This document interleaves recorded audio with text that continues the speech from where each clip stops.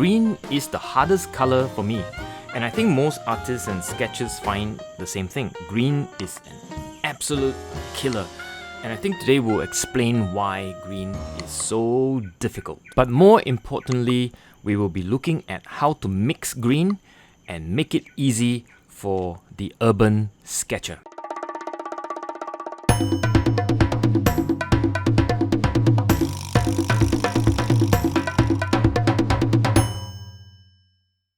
Well, first the theory. Green is difficult because if you look at the color space is this concept where the amount of variety of the color exists in reality.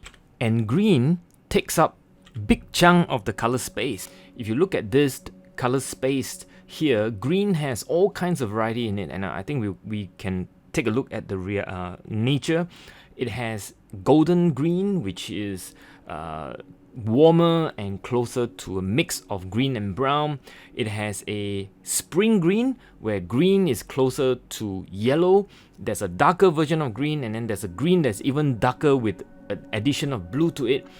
There's a green that you can mix with a complementary, and so on and so forth. So green is crazy varieties, creating all kinds of problems for sketchers when you're out there observing the real life in nature. And to compound the problem, many watercolor teachers suggest that you swatch your green, and I think that really compounds the learning, makes it much more harder to learn green. I'm going to try to simplify it for you today. So let's start with a simple green, in this case green gold. And if you think of green gold, it is just a simple single color, a little bit on the yellowy side, a little bit closer to the spring green. We will take this green as a base, and I think this is very important when you sketch out in the nature. If you read a lot of color theory books, you will find that the suggestion is to get green to be added to its complementary, in this case red. The variety of green from this color. The first mix that I will do is mixing this and making it a little bit more warmer, if you like. And my favorite method of warming up a green, which is moving it towards the green that is a little bit more on the reddish, is not to throw in red, but actually to throw in brown. Queen gold is an excellent warming color that you can throw in.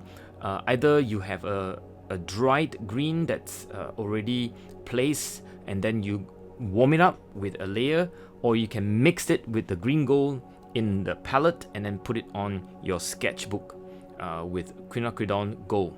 If you read a lot of color theory books, you will find that the suggestion is to get green to be added to its complementary, in this case red. So that's what we're gonna do. We'll take green gold and then we will warm it up much further than what a brown would, with two colors which is on my palette, two reds. The first one is quinacridone rose, and the second one is permanent alizarin crimson. And you will see that this complementary addition to the green will create actually a very good color for dark green and very neutral green, and you can use it for shadows, deeper shadow if you like. I'm not sure whether you heard of the term warm and cool for watercolor or even color theory, but that's a very important concept. By adding brown and red, you are actually warming up the green, but if you add green, darker green in this case because my base is green gold, or lemon yellow, which is a very cool yellow, you are essentially cooling down the color if you like. The only difference is that one is a lighter version of green, the other one is a darker version of green gold.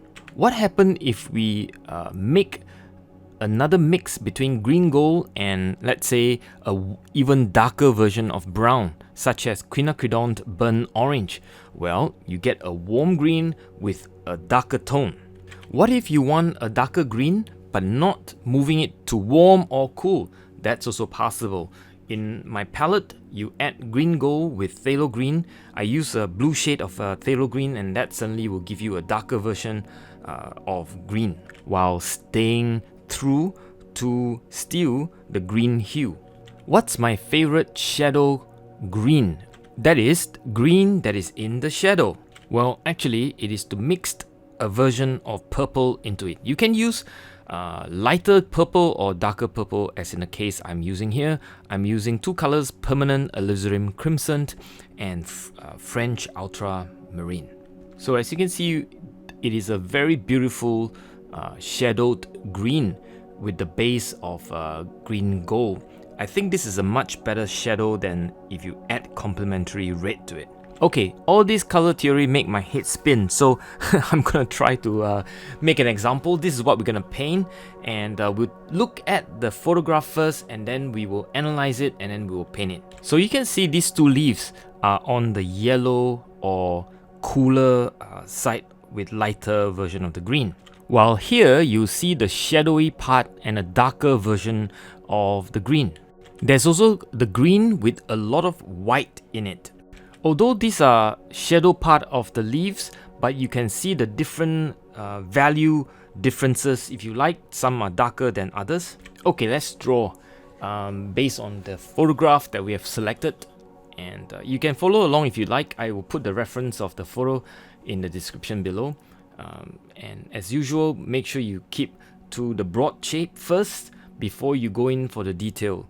It is very difficult to get the proportion right if you start with the detailed shapes as opposed to the big shape, the big broad shapes that I always talk about. Here we just gotta focus on the outline, and then we go in and fill in the blank, if you like, of the tiny detail within the leaf itself, the little sort of spots and shapes and whatever you find fancy that you want to put some line. Remember, you put a pencil line, it is just to guide your coloring later on. That's basically the idea. Okay, let's start with a yellowy green. Here I'm going to take green gold, mix it with lemon yellow, which are colors in my palette, and I'm going to put the two topmost sun hit leaves, if you like, and make that different from the other green leaves that we're going to do later. When you do this, make sure it is not yellow, but there's a tinge of green in it. As you will see, we'll be making green gold our base green for all the greens we're going to do. We are essentially pushing green gold towards the different variety of green that we're going to do. This creates a certain unity in the sketch. Unity is important. Without unity, your sketch will look a bunch of scattered few colors, and they will not be very pleasant to look as a whole.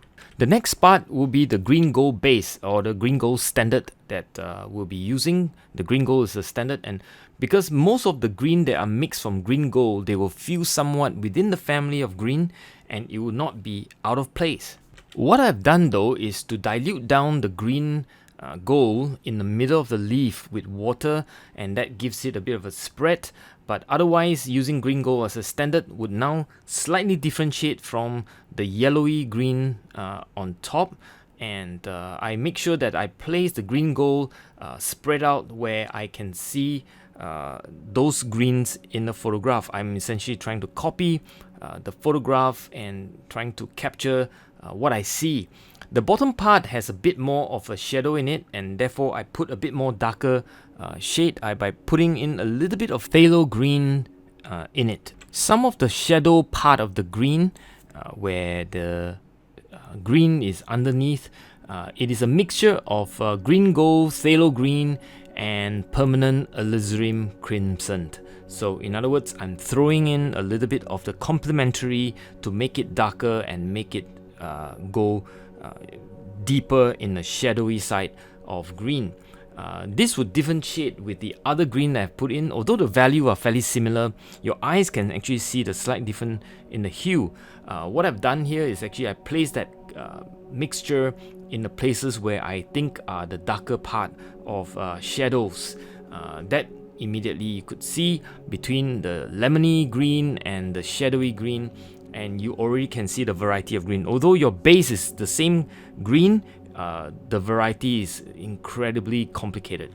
The next bit, I'm putting in pure hue, if you like. So it's a mixture of green gold with phthalo green, blue hue, blue shade, and that combination will push the leaves towards more of a green, or natural green, if you like, not warm, cool, but more maybe slightly neutral in its composition, and that again, it creates the variety, or sort of putting the green in the middle between the warm and cool, if you like, well, basically you have variety, and as I look at the photograph, I'm just putting in where I see fit.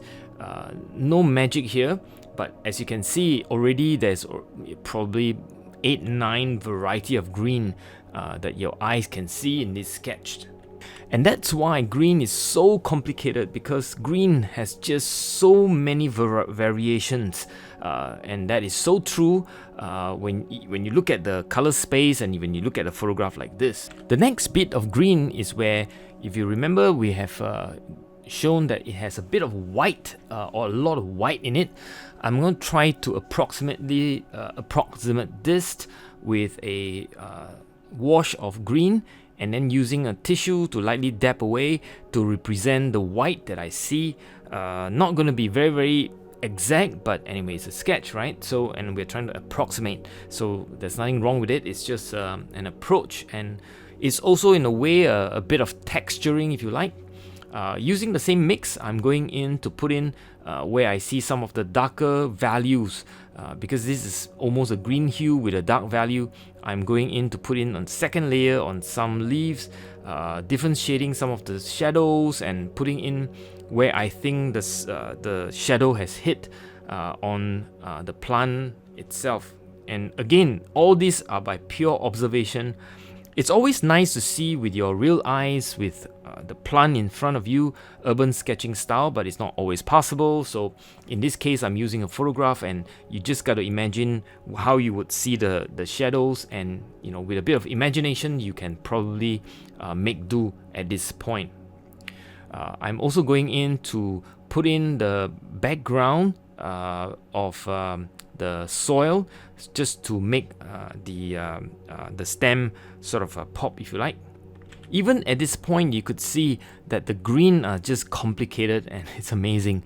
So if you enjoy this sort of sketching, understanding and study of green is so important. Here, I just make sure that I soften some of the hard edges that I see, make sure that there's nothing jarring standing out on the leaves. And now I'm ready to put in some of the branches, the stem, and I'm putting in a bit of brown. Even here, I'm making sure that I have a bit of green in the brown. Of course, more brown than green, but still, just to create a unity, I make sure green gold is also used in those washes. I am now putting in the second layer, leaving white or negative painting on the leaf itself, where I see that there are like lines or white, lighter version of the vein, if you like, of the leaf, and that allows me to paint. Well, in some ways, it is just mimicking what I see all the time.